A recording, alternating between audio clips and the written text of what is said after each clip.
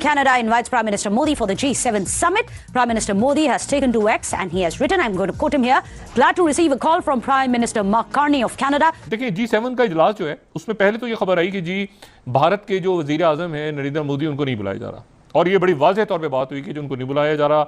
India G7 की table पर आ चुका है, यानी इंडिया अटेंड करेगा G7 की समिट। अब ये कैसे हुआ? क्योंकि हम मोदी साहब को इग्नोर करेंगे, और वो इग्नोर क्यों करेंगे? There is a logic behind that, and that logic is कि इंडिया जो है वो ट्रांसनेशनल रिप्रेशन में इन्वॉल्व था।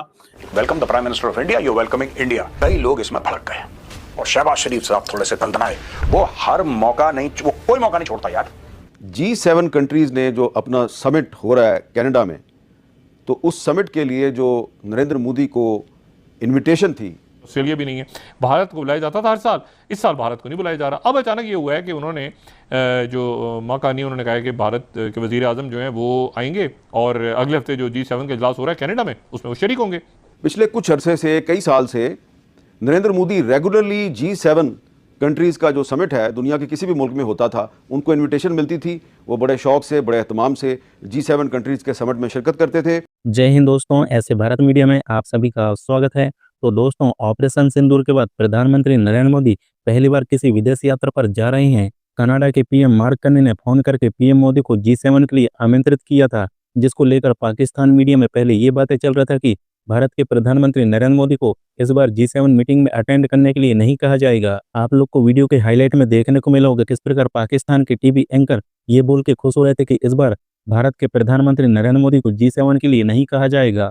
लेकिन जब खबर ये सामने निकल के आता है कि प्रधानमंत्री नरेंद्र मोदी को कनाडा के पीएम मार्क कार्नी ने खुद फोन करके पीएम मोदी को G7 के लिए आमंत्रित किया है, ये सुनकर पाकिस्तान मीडिया के टीवी एंकर ये बोलने चालू कर दी कि देखो, कनाडा को भारत के प्रधानमंत्री नरेंद्र मोदी को खुद फोन करके G7 के लिए आमंत्रित कर दिया है। और यहाँ हम ये बातें चल रहा था कि भारत के प्रधानमंत्री को G7 के लिए आमंत्रित नहीं किया जाएगा। आप लोग को वीडियो के हाईलाइट में देखने को मिला होगा, एक खबर में पाकिस्तान टीवी एंकर भी हैरान और परेशान हो गए और एकदम से मातम पसर गया है, और ये भी बोल रहे हैं कि पीएम मोदी कनाडा में ट्रंप से भी मुलाकात कर सकते हैं और पाकिस्तान को बेनकाब भी कर सकते हैं, और पीएम मोदी आतंकवाद पर भी पाकिस्तान को घेरना चालू करेंगे। और कनाडा के प्रधानमंत्री मार्क कार्नी ने निमंत्रण पर पीएम मोदी को इस सम्मेलन में भाग लेने के लिए कहा है, लेकिन वहां पे प्रधानमंत्री नरेंद्र मोदी पाकिस्तान को घेरेंगे। ये सुनकर पाकिस्तान भी हैरान और परेशान होना चालू हो गए हैं। तो दोस्तों, आप लोग ये पाक मीडिया रिएक्शन पूरा अंत तक जरूर देखिएगा।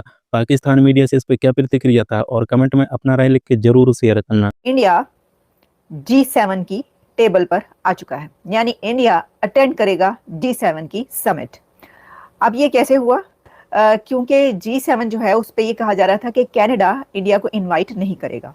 तो जो ये बात कह रहे थे या इसके ऊपर बहुत खुश हो रहे थे, तो उनका अब वो तज्जिया या अंदाज़ा गलत साबित हो गया है, क्योंकि ये एक ग्लोबल रीअलाइनमेंट हो रही है। आप ये बात याद रखें कि ऐसा हो नहीं सकता कि आप दुनिया की 5वीं या 4थी बड़ी इकोनॉमी को एक इतनी बड़ी कॉन्फ्रेंस से बाहर रख सके। ठीक है जी, तो इसमें आप ये बात देख लीजिए कि अब हुआ ये है कि जो कार्नी है उन्होंने ये कहा है कि इंडिया, जो कि दुनिया की इतनी बड़ी इकोनॉमी है, 5वीं बड़ी इकोनॉमी है, उसको हम इस समिट से बाहर नहीं रख सकते, ये उनका कहना था। अच्छा, इससे पहले कि मैं आपको ये सुनवाऊं कि उन्होंने क्या कहा, इसमें ये बात याद रखें कि कहा यह जा रहा है कि G6 का पुश भी था। G6 की तरफ से ये पुश किया गया कि ऐसा नहीं हो सकता, यानी G6 के जो कंट्रीज हैं, यानी जो और कंट्रीज हैं, G7 में भी जो कंट्रीज हैं, उनकी तरफ से ये पुश किया गया कि आप इंडिया को टेबल पर लाएं, इंडिया को आप इस समिट से बाहर नहीं रख सकते और भारत को आपको इस समिट में बुलाना पड़ेगा। क्योंकि देखें, वैसे तो अगर देखा जाए कि कनाडा इस समिट में क्यों बुलाता पीएम मोदी को, क्योंकि वो तो आपको पता है कि इससे पहले बड़े दोनों कंट्रीज के बीच हालात खराब रहे, ताल्लुकात बहुत खराब रहे, रिलेशंस। कनाडा की तरफ से ये कहा जाता रहा कि जो कनाडा में कई लोगों की, खालिस्तानियों की जो हलाकतें हुई हैं वो तो इंडिया ने करवाई हैं। उसके ऊपर बहुत चर्चा रहा, बात अमेरिका तक पहुंची, लेकिन अमेरिका ने भी जो बातें की, जबकि उस वक्त डॉक्टर जयशंकर यहाँ पहुंचे थे, तो उसमें कोई उसका नतीजा नहीं निकल सका। और फिर ये कहा गया कि जी एविडेंस दें। फिर कनाडा से भी कहा अमेरिका ने कि आप एविडेंस दें।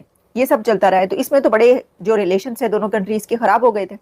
लेकिन इतने खराब रिलेशन के बावजूद भी वो ये रिस्क नहीं ले सकते कि इंडिया को G7 की समिट से बाहर रखें। ये एक बहुत बड़ी बात है जिसको उन कंट्रीज को देखना चाहिए पाकिस्तान समेत, क्योंकि मैं देख रही थी बहुत सारे जो एनालिस्ट थे, बहुत सारे वो कह रहे थे कि एक खुशी का इजहार कि जी देखें हमारा जो दुश्मन है उसको उन्होंने नहीं बुलाया। और अब ये तो बहुत अच्छा हुआ कि कनाडा ने पीएम मोदी को इनवाइट नहीं किया, लेकिन अब देख लें कनाडा ने पीएम मोदी को इनवाइट कर लिया और वो G7 की समिट में जा भी रहे हैं। फिर ये भी बातें उन्हें होने लग पड़ी कि नहीं जाएंगे, लेकिन अब ये पता चला है कि भारत के प्रधानमंत्री जा रहे हैं और वो इस समिट को अटेंड करेंगे। क्योंकि नरेंद्र मोदी साहब को उस वक्त इनविटेशन नहीं भेजा गया था, इंडिया के अंदर ही मीडिया ने रिपोर्ट किया कि G7 समिट जो है वो अल्बर्टा के अंदर हो रही है, और क्योंकि नरेंद्र मोदी साहब को इनविटेशन नहीं भेजा गया तो शायद इस दफ़ा कैनेडियन गवर्नमेंट ने एक फैसला किया है कि हम मोदी साहब को इग्नोर करेंगे। और वो इग्नोर क्यों करेंगे? There is a logic behind that, and that logic is कि इंडिया जो है वो ट्रांसनेशनल रिप्रेशन में इन्वॉल्व था, जिसमें एक इंडियन जो कि बंदा था जो कि कनाडा में चला गया and he was now Canadian citizen, जिसको इंडिया जो है वो खालिस्तान की मूवमेंट या खालिस्तानी टेररिस्ट कहता है जिन्हें, और वो जो निजर था बंदा जिसको कनाडा के अंदर कत्ल कर दिया गया था, और उस वक्त के साबिक जो सदर थे, वज़ीर आज़म थे, उन्होंने ये कहा था कि डेविड ट्रूडो साहब ने कि इंडियन गवर्नमेंट के लोग इन्वॉल्व हैं, और उसके बाद इंडियन जो हाई कमिश्नर थे दिल्ली ऑटवा के अंदर उनको बुलाया गया, जिसपे वो गए नहीं और उन्होंने वो वहाँ से वापस अपने मुल्क चले गए। तब से हालात ऐसे थे दोनों मुल्कों के कि लग ये रहा था कि things are not normal.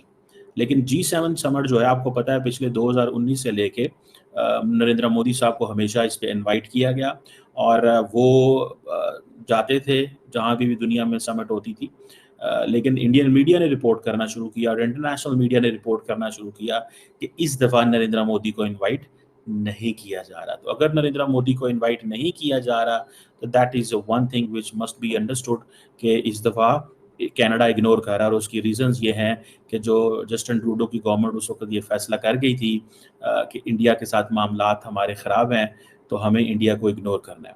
That is one thing. आपको पता है ये हरदीप सिंह निज्जर का वाक़े का सारे जो सरी ब्रिटिश कोलंबिया में जून 2023 में एक बंदा मर्डर हुआ था।